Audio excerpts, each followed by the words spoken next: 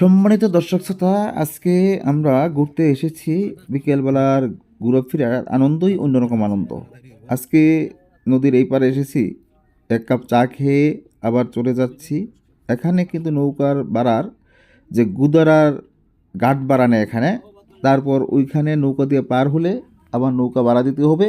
এই যে দেখতে পাচ্ছেন সারিবদ্ধভাবে নৌকা বাঁধা আছে। এই নৌকাগুলো কেউ রাগপুর বাজার যায় আর কেউ বটতলা যায়। এখান থেকে আমরা যাব লাখপুর বাজারে। আমরা এখন নৌকায় উঠতেছি। দেখতে পাচ্ছি আমার ফ্রেন্ড নৌকাতে উঠেছে, এখন আমি নৌকাতে উঠবো।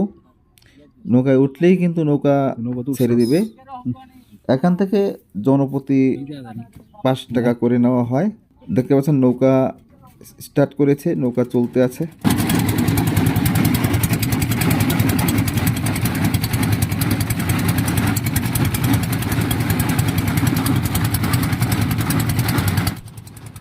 ভালো লাগার এক মুহূর্ত। বিকেল বেলা আমরা ঘুরতে এসেছি। আমরা বিভিন্ন স্থানে ঘুরে ফিরে আমাদের একটি নদী, শীতলক্ষা নদীর উপর দিয়ে নৌকা চলে, আমরা সেই নৌকায় চলে যাচ্ছি। আজকের বিকেলটা খুবই আনন্দের। অনেক দিন পর আমার এক ফ্রেন্ড, তার সাথে দেখা হয়েছে, তার সাথে একটু ঘুরতে বের হলাম। অনেক দিন ধরেই আমরা ঘোরাফেরা করি না। আজকে মনে ইচ্ছে করেছে যে আজকে কিছুটা ঘুরে বেড়াই। দেখতে পাচ্ছেন জেলেদের নৌকা। এই নৌকা কিন্তু আগের মতো আর দেখা যায় না।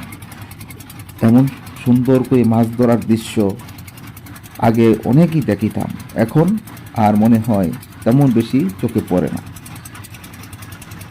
আমরা নদীর পার হয়ে চলে আসলাম লাখপুর বাজারে।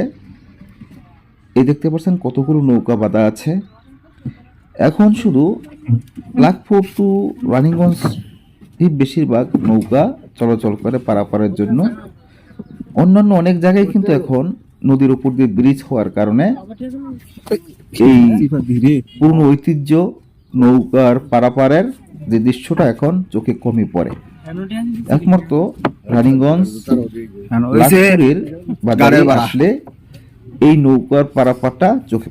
আজকে আমাদের এলাকায় এখানেই নৌকা দিয়ে পারাপার বেশিরভাগ হয়।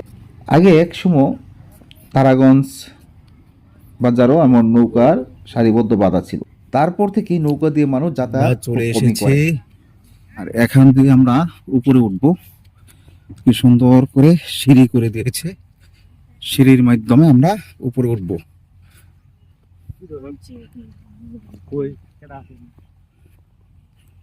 এ হলো সিঁড়ি, এই সিঁড়ি দিয়ে আমরা উপরে উঠবো। এমন সিঁড়ি দিয়ে আবার জাফলং উঠে উঠছিলাম চা বাগান যাওয়ার সময়।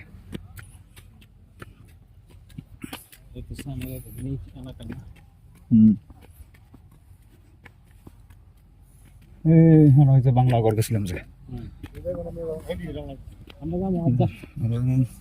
আলীনগর নতুন বাজার। এত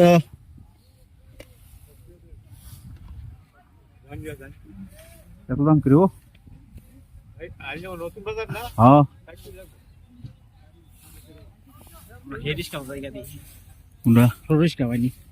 সুরেশ গা